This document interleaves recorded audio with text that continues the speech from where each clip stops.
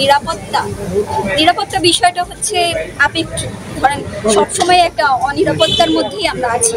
তো আমি মনে করি যে ডাকসু নির্বাচন ঘিরে যেই অনিরাপত্তার যেই শঙ্কা আছে, সেটা প্রশাসনকে আরও বেশি কঠোর হতে হবে, আরও বেশি মানে সোচ্চার হতে হবে। কোথায় কি হচ্ছে সেটা নজর রাখতে হবে। আমাদের শিক্ষার্থীদের সেফটি একমাত্র কর্তৃপক্ষই দিতে পারে।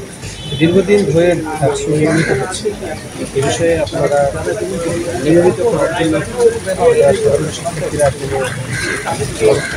করবেন কিনা, এবং হচ্ছে এই ডাকসু নির্বাচনের মাধ্যমে আপনারা দেখেছেন যে ডাকসু নির্বাচন, 20-এর যে ডাকসু নির্বাচন, সেটা একটা প্রহসনের নির্বাচন ছিল, লোক দেখানো নির্বাচন ছিল।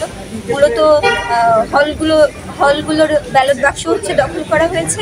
তার মাধ্যমে মানে সঠিক ছাত্র প্রতিনিধি নির্বাচিত হয় নাই আমার মনে হয়। এবং এই নির্বাচনটা আমার মনে হয় নিরপেক্ষ হবে, কারণ 6টি কেন্দ্র নির্ধারিত হয়েছে, যেটা হচ্ছে হলগুলো না, একটা নিরপেক্ষ সেন্ট্রাল কার্যক্রম। তো এগুলো হচ্ছে দখল করা খুব টাফ।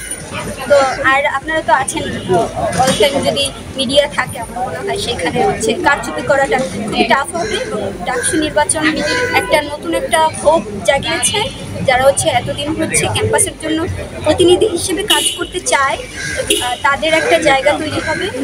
আরেকটা বিষয় হচ্ছে সাধারণ শিক্ষার্থীদের একটা প্রতিনিধি তৈরি হবে, যারা হচ্ছে বিশেষ করে শিক্ষার্থীদের দ্বারা নির্বাচিত হবে, এবং হচ্ছে শিক্ষার্থীদের যা প্রয়োজন সেটা তারা নির্বাচনে রাজনৈতিক কোনো হস্তক্ষেপ থাকবে না, প্রভাব ফেলবে কিনা কি মনে হচ্ছে?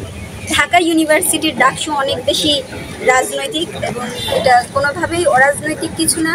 এটা ওইভাবেই প্রশাসনকে ওইভাবেই সোচ্চার থেকে যেন নিরপেক্ষভাবে হয় সেটা নিশ্চিত করতে।